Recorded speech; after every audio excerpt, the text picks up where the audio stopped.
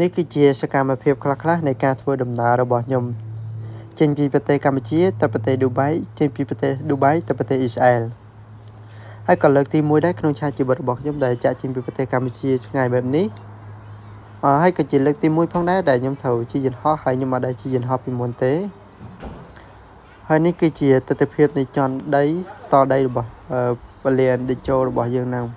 ហើយគឺពិតជាធំស្អាតខ្លាំងមែនទែនអ្នកនរគ្នាហើយវាធំល្វឹងល្វើយហើយខ្ញុំក៏ត្រូវធ្វើដំណើរទៅចន្ទទី2ដើម្បីជួបជុំគ្នាក៏ដូចជាថតរូបជុំគ្នាមុននឹងការធ្វើដំណើរទៅប្រទេសក្រៅហើយក៏មានបងហើយម៉ាក់ហើយក្មួយប៉ាក៏ជួយដំណើរខ្ញុំផងដែរក្នុងការធ្វើដំណើរទៅប្រទេសអ៊ីស្រាអែលហ្នឹងហើយក៏មានអ៊ំពូមីងក៏ជួយដំណើរកូនរបស់គាត់ផងដែរហើយនេះគឺជាការតម្រង់ជួររបស់ខ្ញុំដើម្បី check in ហើយ check in នេះរួចរាល់ក៏ខ្ញុំត្រូវដើរទៅរកជើងហោះហើររបស់ខ្ញុំហើយក៏រងចាំរយៈពេល2ទៅ3ម៉ោងដោយសារតែជើងហោះហើររបស់ខ្ញុំត្រូវ delay ហើយនេះគឺជាការដើររបស់ខ្ញុំដើម្បីទៅយកក្នុងយន្តហោះដើម្បីធ្វើការហោះហើរហើយនេះគឺជាទស្សនវិជ្ជានៃពីខាងលើនៃយន្តហោះនៃប្រទេសកម្ពុជារបស់យើងឥឡូវនេះគឺថាខ្ញុំបានមកដល់ប្រទេសឌូបៃហើយគឺពិតជាស្រស់ស្អាតមែនទែនអ្នកនរគ្នាហើយគឺពលានរបស់គេធំខ្លាំងមែនទែនហើយនេះគឺខ្ញុំដើរចូលក្នុងពលានចេញពីយន្តហោះហ្នឹងដើម្បីរងចាំនៃការហោះហើររបស់ខ្ញុំហើយនៅទីនេះគឺពិតជាធំខ្លាំងមែនទែននៅក្នុងពលាននេះគឺយើងត្រូវធ្វើដំណើរដោយការជិះ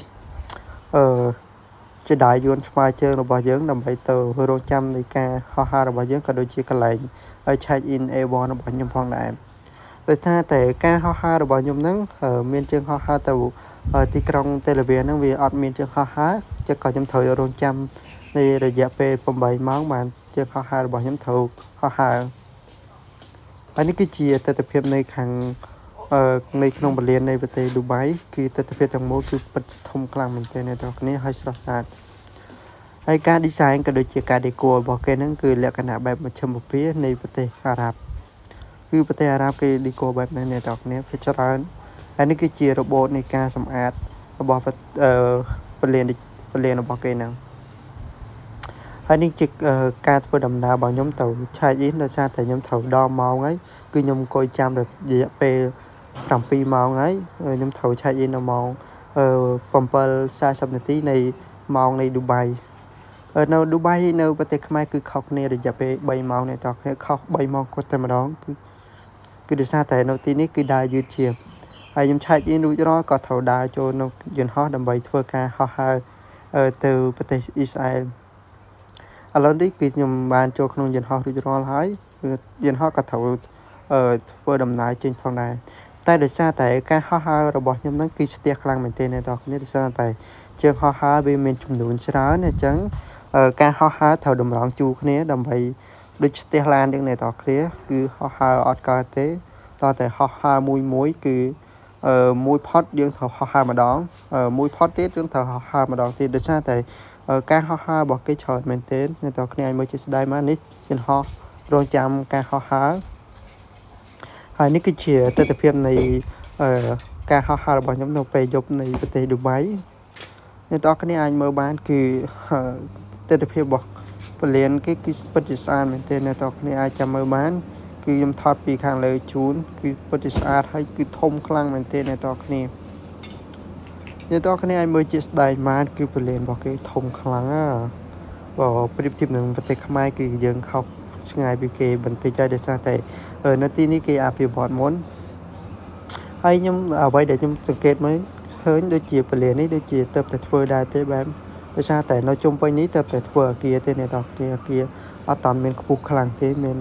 តែធំខ្ពស់ល្មមដែរទេហើយនេះគឺជាទស្សនវិជ្ជានៃពីខាងលើ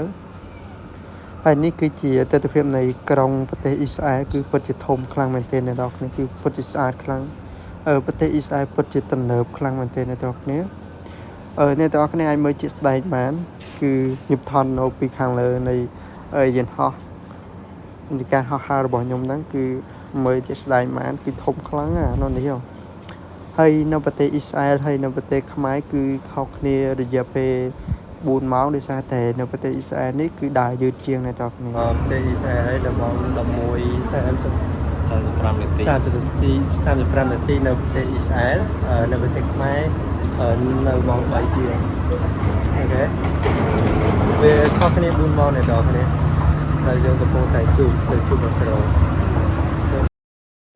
ហើយនេះខ្ញុំត្រូវធ្វើដំណើរដើម្បីទៅឆែក passport នៅប្រទេសអ៊ីស្រាអែលដោយសារតែយើងមកប្រទេសកម្ពុជាអញ្ចឹងយើងត្រូវឆែក passport នៅកន្លែងប៉ូលីសតោប្រវេសរបស់គេអ្នកនរគ្នាអំពីវិការឆែក passport ហើយយើងត្រូវទៅបង្កើតកុងធនាគារក៏ដូចជាត្រូវយក SIM ហើយរួចក៏ត្រូវធ្វើដំណើរទៅ farm របស់ខ្ញុំផងដែរនេះគឺជាការថតពីលើឡានក្រុងដើម្បីធ្វើដំណើរទៅ